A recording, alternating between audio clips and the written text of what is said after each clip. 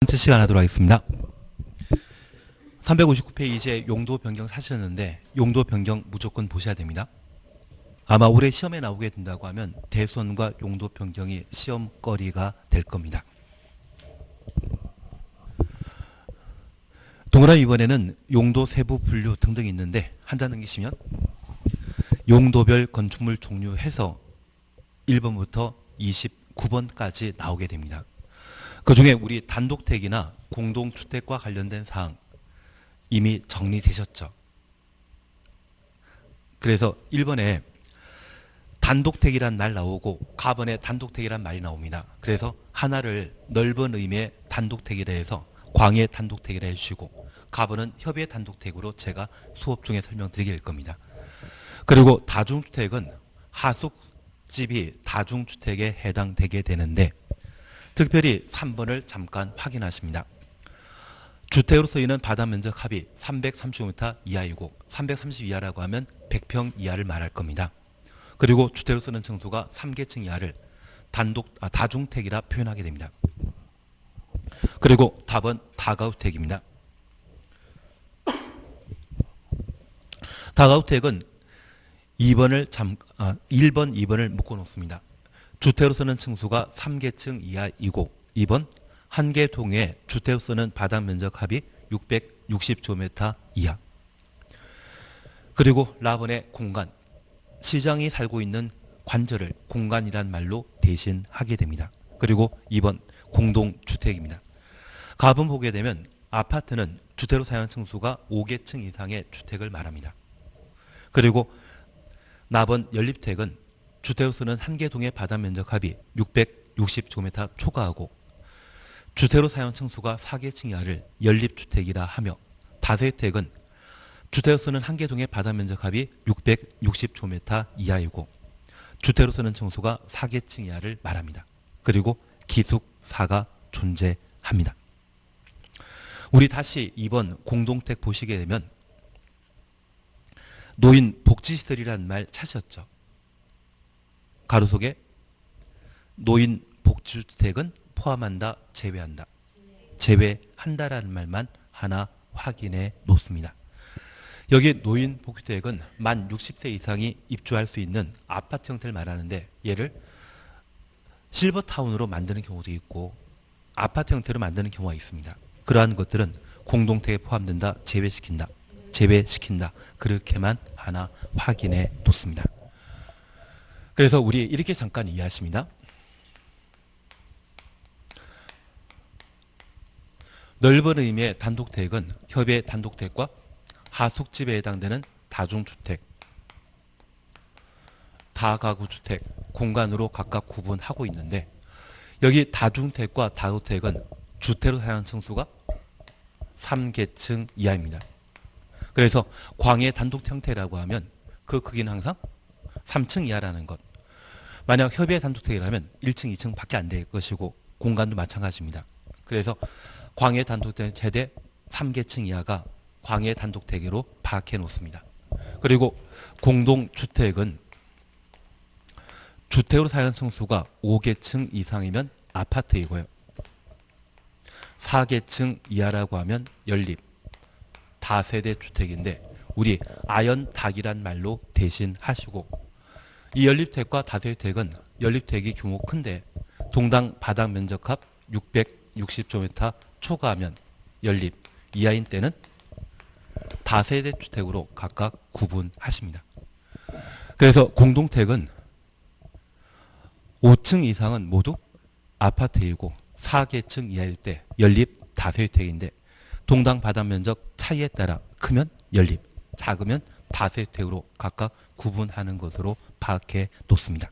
그리고 3사를 우리 시험에 가끔 출제합니다. 그리고 3사를 알고 계셔야만 나중에 국토계획법에 관련된 문제를 파악할 수 있습니다. 여기 근린 생활설은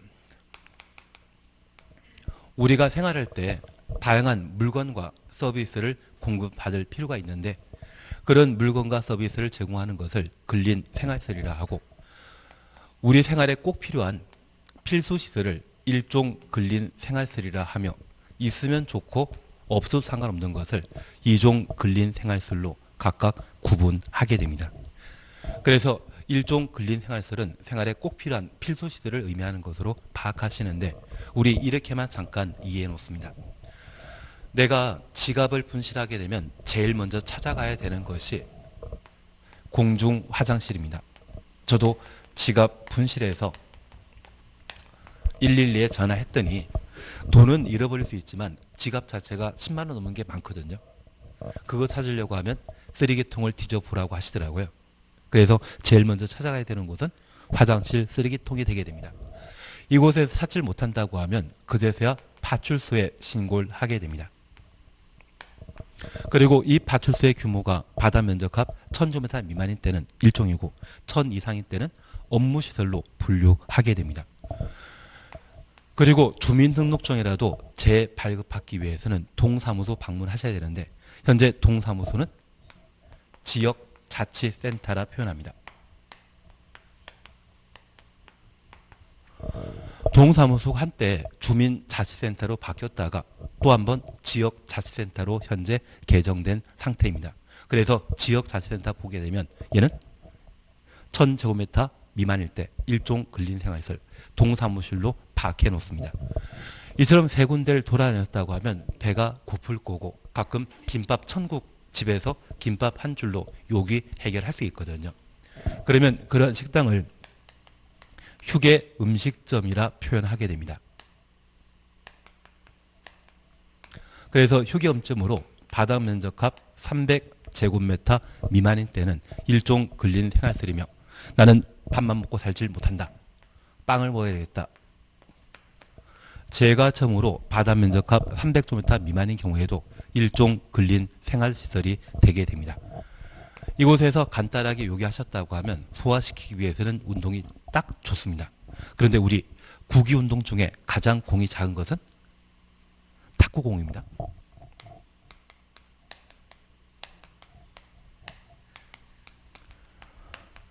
바다 면적합 500제곱미터 미만의 탁구장이나 또는 태권도장 등이 있다고 하면 얘는 일종 근린생활시설이 되게 됩니다. 다만 얘보다 공이 큰 볼링 또는 골프공이 있다고 하면 걔는 이종 근린생활시설에 해당하고 바다 면적합 500제곱미터 이상의 경우에는 운동시설로 분류하게 됩니다. 그래서 500 미만의 탁구장이 있다고 하면 걔는 일종 근린생활시설로 파악해 놓습니다. 그리고 이곳에서 운동하셨다고 하면 땀이 많이 나기 때문에 샤워를 하셔야 되는데 그 샤워하는 곳이 사우나이지만 우리 건축법은 1962년도에 만들어졌습니다. 그 당시에는 목욕장이라 표현했고 이 목욕장에는 이용원과 미용원이 함께 존재합니다. 요즘은 헤어샵이라 불리는 곳이 1962년도에는 이용원, 미용원으로 표현되게 됩니다. 만약 오늘 이걸 배웠다고 밖에 나가셔가지고 이용원, 미용원 부르짖으시면 북에서 내려온 사람으로 착각해 줄 수 있을 겁니다. 조심하셔야 됩니다. 그리고 이렇게 씻고 단정하셨다고 하면 건강검진 받으러 가는 것도 괜찮으시거든요. 그래서 동네에 병원을 병실이 있으면 병원으로서 의료시설이고 병실 없을 때는 의원이라 표현하게 됩니다. 또는 보건소 방문하실 수 있을 겁니다. 이러한 것들을 일종 근린생활시설이라 표현합니다.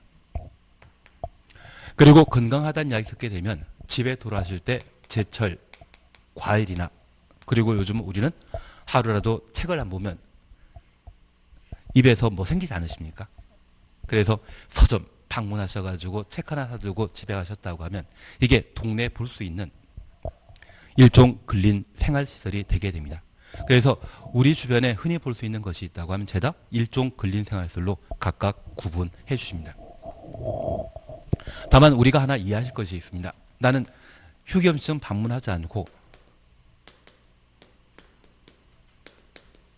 일반 음식점을 방문하는 경우가 있습니다.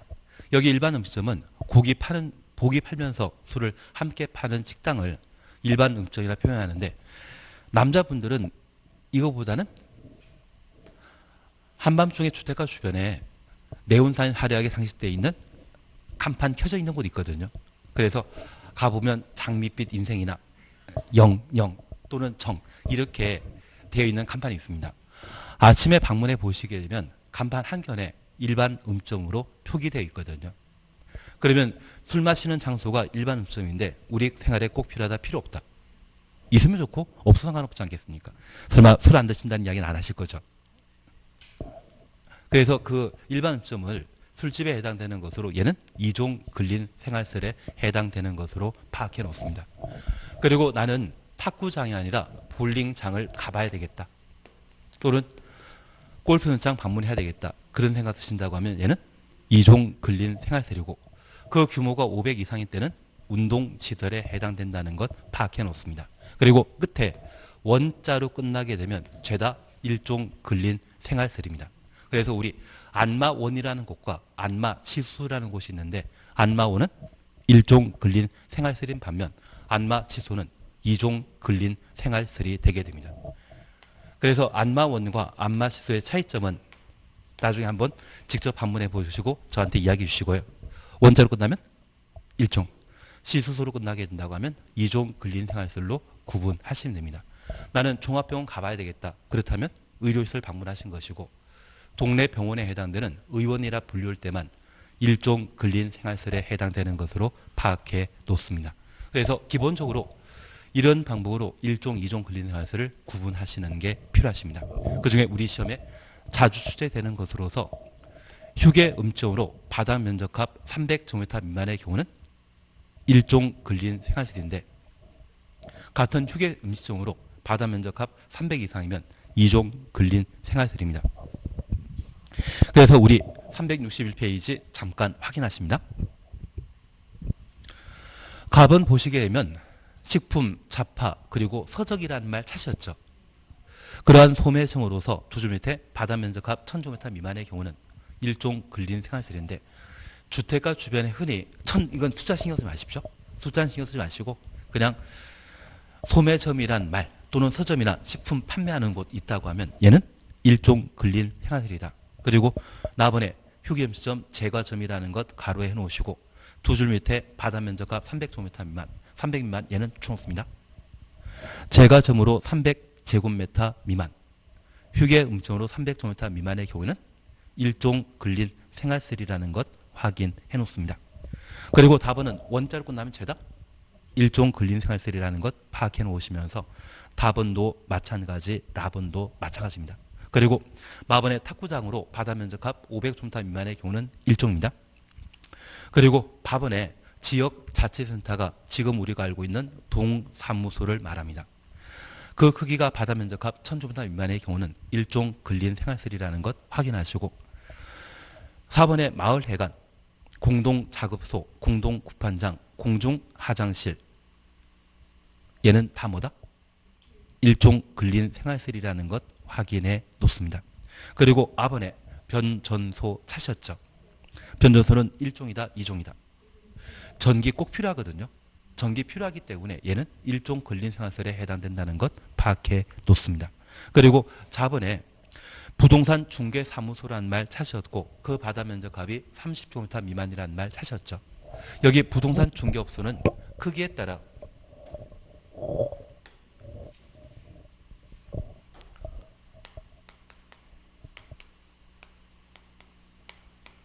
그 바다 면적합이 30제곱미터 미만의 경우에는 일종 근린 생활설이고 30 이상?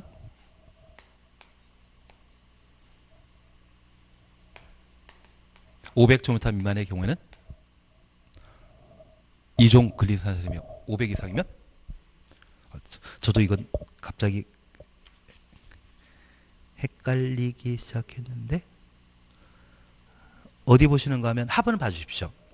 다음 페이지 하번 362페이지 하 찾으셨죠. 하번에 금융업소, 부동산 중개사무소 있고 500 미만의 경우에는 이종 근린 생활시설이 되게 됩니다. 그리고 500 이상 되게 되면 그때는 업무시설로 분류하게 되는데 나는 올해 자격증 따면 내년에 개공한다, 소공한다. 개공 안 하실 겁니까? 알겠습니다. 하긴 요즘 경제가 워낙 이 모양이다 보니까 치료제 나오기까지는 경제 계속 밑바닥일 겁니다. 그런데 우리 경제 돌아가는 거 보면 부동산과 주식시장 중에 먼저 선행하는 게 주식시장이거든요. 그래서 아마 메르스 치료제 나오게 메르스가 아니라 코로나 치료제 나오게 된다고 하면 그때쯤에서 주식 잘 살펴보면 한 2, 3년, 2년 정도에 2배 이상 올라갈 주식 꽤 많거든요. 옛날에 메르스 때도 그랬습니다. 대신 하여튼 그때는 알아서 하여튼 초창기에는 아마 그게 제일 빠르실 겁니다. 돈 버시는 게.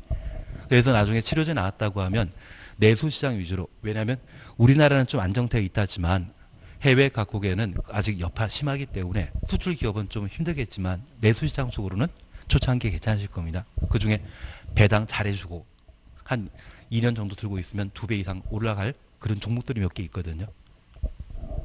저는 그런 거 잘 모릅니다. 입만 살아가지고 그렇고 그걸 연구해서 한번 도전해 보시면 괜찮으실 겁니다.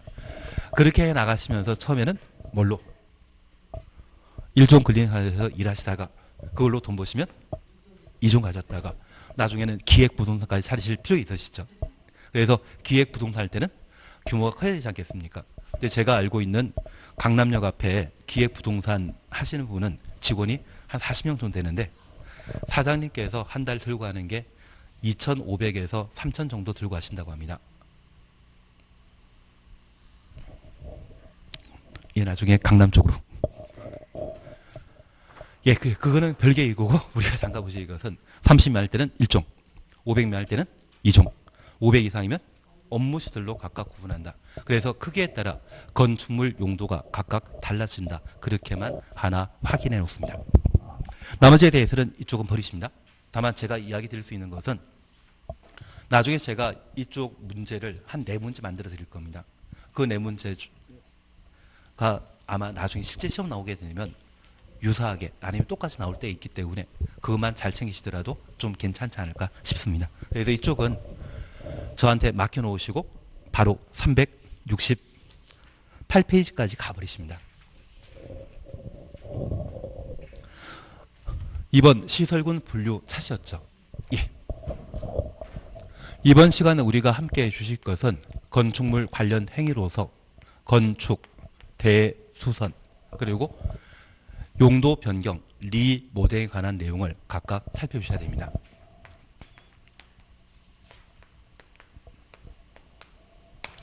여기 용도 변경은 우리 등산 다니시다 보면 등산로 주변에 외관은 단독택인데 식당으로 용도 변경하는 것 많이 보셨죠? 그러한 것들이 용도 변경에 해당되게 되는데 건축법상 건축물을 건축하고자 하면 안전상의 문제로 허가받은 때만 건축 대수선 할 수 있습니다.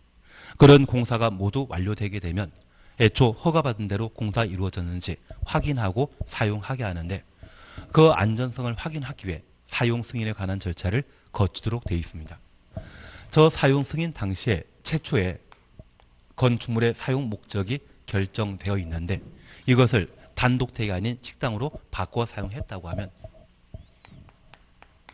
최초 용도와 달리 사용하는 것을 말할 겁니다. 이것을 법에서는 용도 변경이라 표현하게 됩니다. 그러면 식당을 바꿨을 때 하루에 100명, 200명이 드나드는 가게가 되었다고 하면 원래 단독택은 일가족 3명, 4명이 사용하는 건물이었는데 100명, 200명 사용하게 되면 안전상의 문제 발생할 수 있지 않겠습니까? 그래서 그 안전상의 문제를 확인코자 용도 변경과 관련된 일정한 절차를 진행하도록 되어 있습니다. 특별히 우리가 하나 이해하실 것이 있습니다. 우리가 부동산과 관련된 매매 등의 방법으로 소유권이 이전되게 되면 등기하게 되었을 때 매매 관련 서류 제출하면 소유권 이전 등기를 해주는데 원시 취득에 해당되는 새로 건물 신축했을 때는 매매 서류 없거든요. 그러면 소유권 보존 등기하고자 한다고 하면 시군구에 비치되어 있는 건축물 대장을 발급받아 소유권 보존 등기를 할 수 있습니다. 여기 건축물 대장은 사용 승인서가 발급된 모든 건축물에 시군구청장이 건축물 대장을 작성하고 비치 보관하게 됩니다. 이후에 등기라고 하는 것이 이루어지게 됩니다. 그러면 우리가 잠깐 이해하실 것은 저 사용 승인 받은 이후에 관할관청은 대장, 관장하고 있는 자가 관할관청이거든요. 그래서 이 대장을 관리하는 자는 시도 지사는 절대 아닙니다. 시군구청장이 관할 관청이라는 것 파악해 놓으시고, 만약 건축물의 용도가 변경되었다고 하면 건축물 대장에 반영해야 된다? 반영할 필요 없다. 반영해야 될 겁니다. 그래서 이 용도 변경의 관할 관청은 시군구청장이 되게 됩니다. 그래서 시군구청장에게 용도 변경에 대한 허가를 받거나 용도 변경에 대한 신고 등의 절차를 거쳐 건축물의 용도를 변경하도록 되어 있는데, 이러한 허가 신고와 관련되어서는 우리 368페이지의 시설군 분류를 제대로 하셔야만 허가 대상인지 신고 대상인지를 각각 구분할 수 있습니다. 자동차 관련 시설군 앞에 1이라고 적어놓습니다. 그리고 산업 등의 시설군, 전기통시설군, 문화집회시설군, 영업시설군, 교육복지시설군, 근린생활시설군, 주거업무시설군, 그 밖의 시설군, 그 밖의 시설군 앞에 구라 해놓으시고 기타 시설군이라고 다시 한번 확인해 놓습니다. 그러면 우리가 잠깐 이해하실 것은, 우리 건축부에서는 총 29개 건축물의 용도가 있는데 그 건축 기준이 서로 다릅니다. 이용한 사람들이 서로 다르기 때문에 안전성이 서로 차이 나거든요. 그런 안전성이 유사한 것으로 묶어놓은 것을 9개 시설군으로 분류하고 있습니다. 앞 글자 따보시게 되면 자산 전문 연교,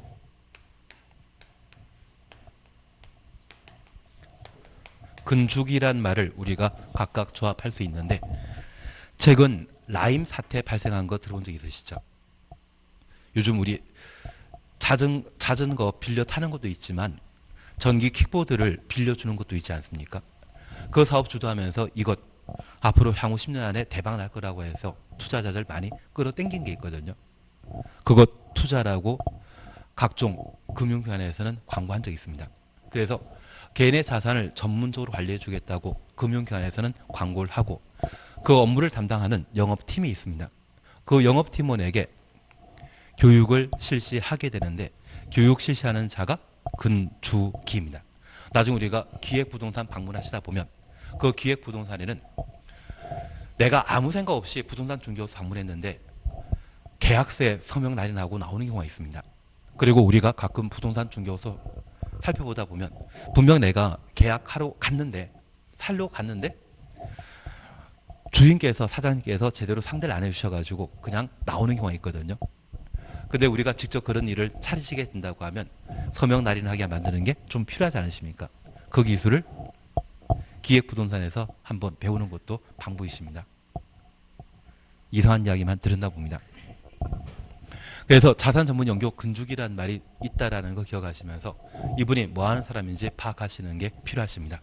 저도 몇몇 기획부동산 하는 분들 뵌 적이 있거든요. 예, 그냥 이상한 이야기만 드렸습니다. 하여튼 말 잘하십니다.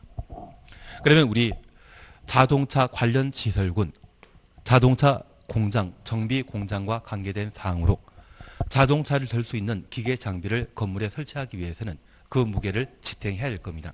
가장 튼튼하게 건축되어 있습니다. 그래서 이쪽 방향이 건축 안전 기준이 높게 책정되어 있는 것으로 파악하시고, 공사 단가도 높게 정해져 있습니다. 그리고 2차 산업과 관련된 산업 등의 시설군, 전기 통신 시설군, 발전소 등을 말합니다. 문화 집회 시설군, 영업 시설군, 교육 복지 시설군, 근린 생활 시설군, 주거 업무 시설군, 기타 시설군, 그 밖의 시설군으로 각각 부분하게 되는데, 여기 그 밖의 시설군은 동물, 식물 관련 시설로서 축사, 온실을 말합니다. 평당 건축비가 80만 원이 채 안 되거든요.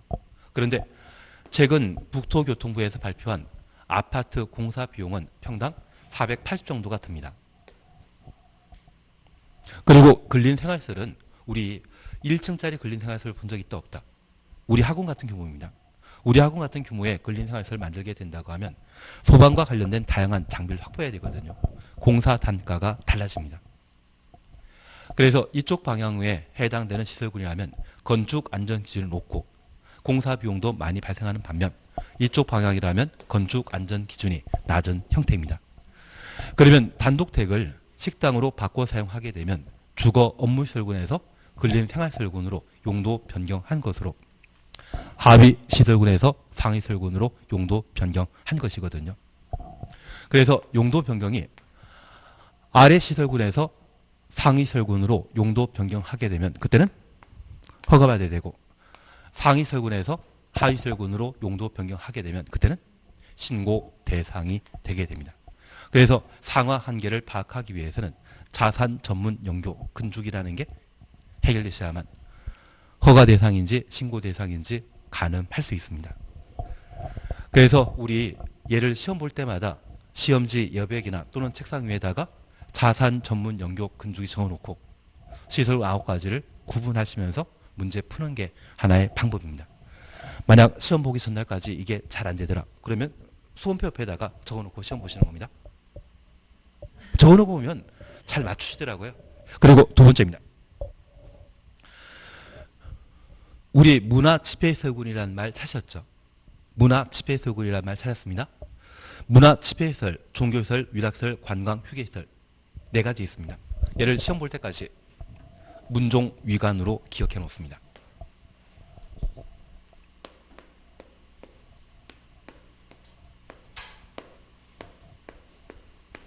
문종이라는 왕이 있지 않습니까? 그때 관직에 올랐다, 관리되었다. 그 생각하시면서 문종 위관입니다.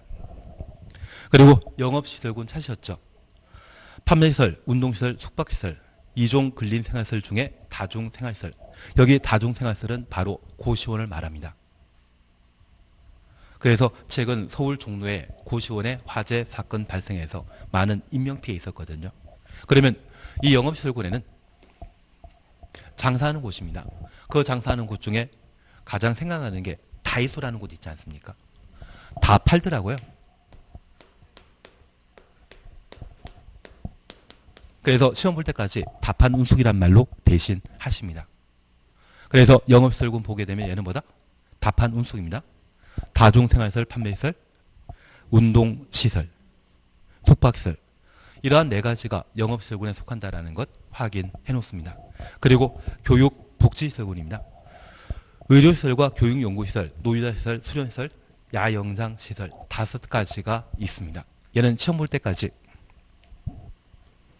교육하면 학교와 관계된 곳으로서 이 학교에는 나이 지긋하신 분이 계십니다. 그분들 우리는 노교수라고 하고, 우리 야놀자라고 하는 신땡땡 나오셨던 앱슨자라는 거 보신 적 있으시죠? 야놀자라고 하는 앱, 예, 그런 거 모르신다고 하면 그냥 이분도 놀고 싶어 하시기 때문에 노교수의 야. 그래서 노유자 시설, 교육연구시설, 수련시설, 의료시설, 야영장시설 5가지는 교육복지시설군에 해당되는 것으로 파악하십니다. 우리 시험에 가장 자주 세부 용도 물어보는 게 딱 3가지 시설군이거든요. 그래서 문화집회시설군 보게 되면 문종위관, 영업시설군 보게 되면 다판운숙, 교육복지시설군 보게 되면 노교수의 야. 이 3가지에 대해 기억해 놓습니다. 나머지에 대해서는 크게 신경 안 써도 되겠지만 이 3가지만큼은 세부 용도까지 정리해 주셔야 됩니다. 아마 앞으로 10번, 20번 정도 들으실 이야기이기 때문에 10번 정도 듣고 나면 자연스럽게 외워져 있으실 겁니다. 실수라도 세례되시더라고요. 나오면 잘 맞추십니다. 그래서 문화집회시설군과 관련되어서는 문종위관, 영업시설군과 관련되어서는 다판운숙, 교육복지시설군에 있어서는 노교수의 야. 이렇게 각각 구분하십니다. 그러면 우리 잠깐 이렇게 봐주십니다. 버닝썬이라고 하는 곳이 있다고 하면 걔는 대표적인 위락시설입니다. 얘를 교회로 용도 변경할 수 있죠. 그러면 현재 용도 변경은 위로 올라가면 허가받아야 되고 내려가면 신고 대상인데 얘가 좌우로 바뀔 수 있습니다. 좌우로 바뀌게 된다고 하면 건축물 대장에 버닝썬은 위락시설로 기재되어 있는데 얘를 교회로 용도 변경하게 되면 교회라 적어야 되겠습니까? 종교시설이라 적어줘야 되겠습니까? 종교시설로 바꿔줘야 되거든요. 그래서 좌우로 변경되게 되면 건축물 대장의 기재사항을 변경 신청해야 되는 겁니다. 그래서 좌우로 바뀌게 되면 변경 신청 대상으로 파악해 놓습니다. 그런데 이 교회가 성당으로 또는 사찰로 바뀔 수 있을 겁니다. 얘는 좌우로 바뀐 겁니까? 제자리입니까? 제자리이죠. 제자리라고 하면 기재사항 변경 신청할 것도 없죠.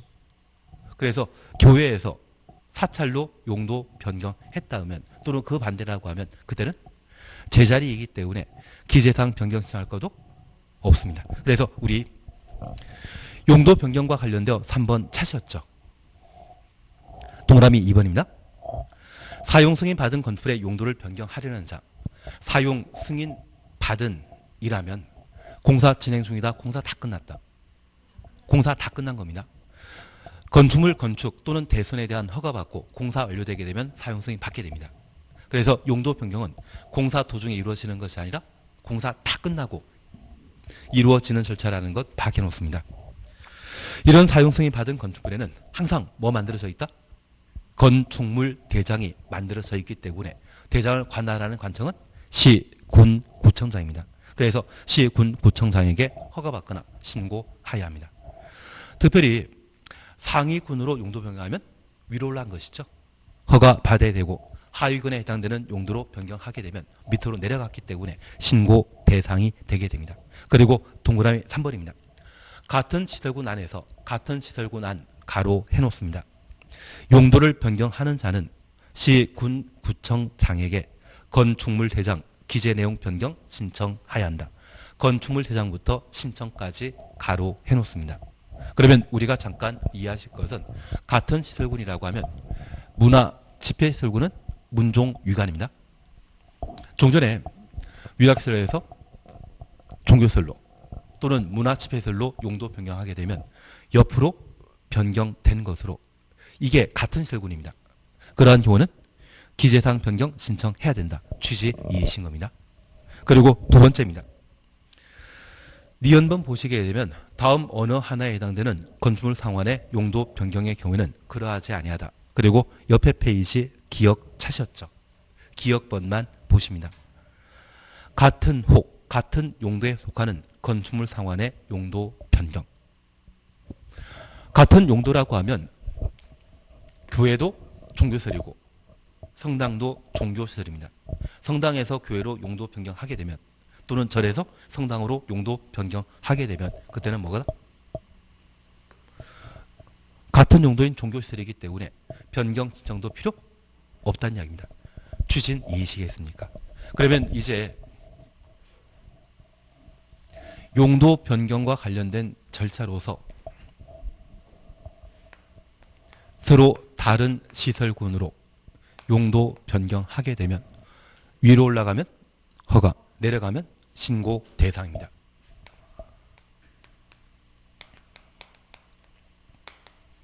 같은 시설군 안에 다른 용도로 용도 변경하는 경우가 있습니다. 그래서 우리 영업설구는 답한 운숙이죠. 영업설구는 답한 운숙이었습니다. 그래서 운동시설로 사용하던 것을 숙박시설로 용도 변경하게 되면 같은 시설군이지만 용도는 서로 다르기 때문에 이때 건축물 대장에 기재되어 있는 운동시설을 숙박시설로 용도 변경하면 운동시설 더 이상 없애버리고 숙박시설로 바꿔달라고 변경 신청해야 됩니다. 그리고 교육복지시설구는 노교수의 야였습니다. 그러면 우리 병원 중에 정신병원도 있고 종합병원도 있고 다양한 병원이 있지 않겠습니까? 치과병원도 있을 수 있고 만약 치과병원에서 그냥 종합병원으로 용도 변경하게 되면 같은 교육복지시설군 의료시설 상환의 용도 변경이기 때문에 어차피 건축물장에는 정신병원이다 종합병원이다 이런 표기 없습니다. 그냥 의료시설로 적혀져 있기 때문에 같은 시설군 안에 같은 용도인 경우라면 기재사항 변경 신청할 것 있다 없다?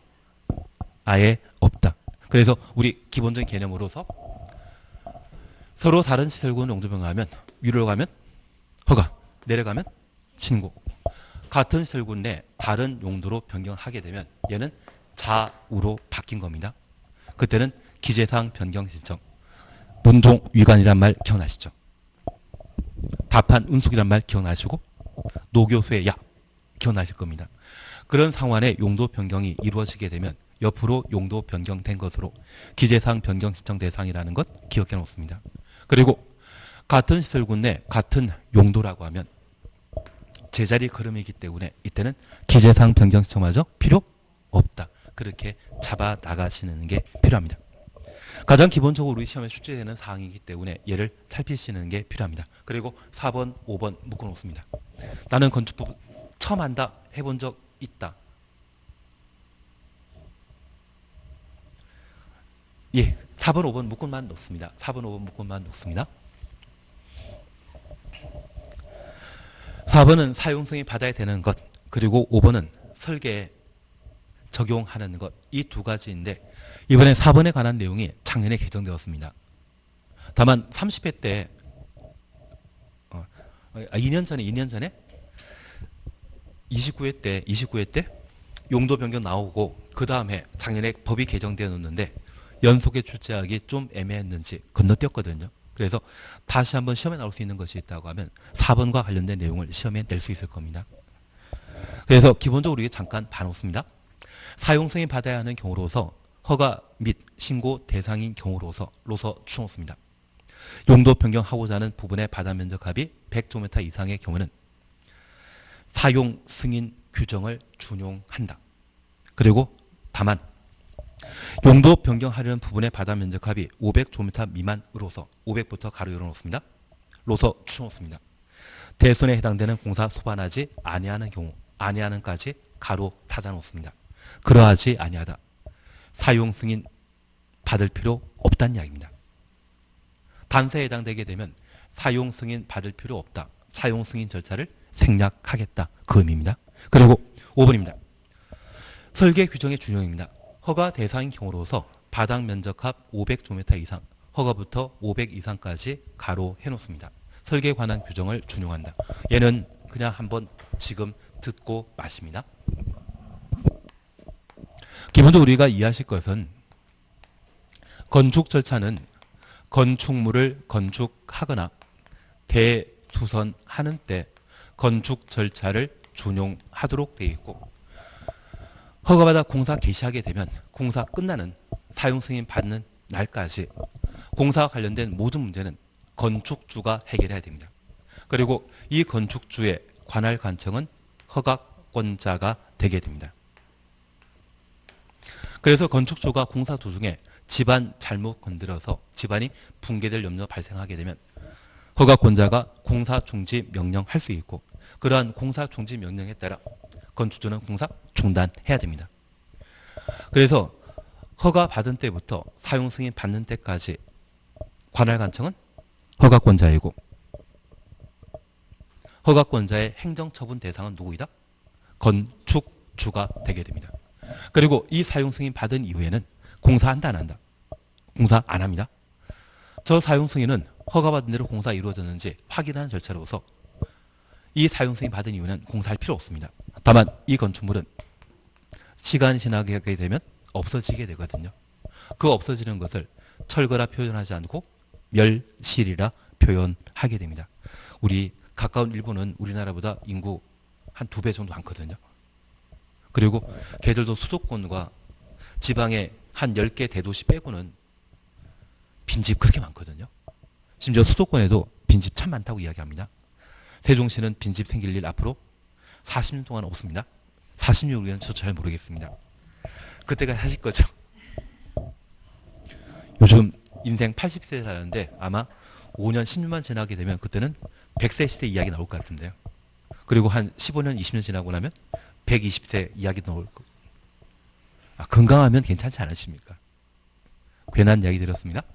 그러면 우리가 잠깐 이해하실 것은 그 사용 승인 받은 이후 건물 없어질 때까지 그 기간을 유지 관리라 표현하고 그 유지 관리에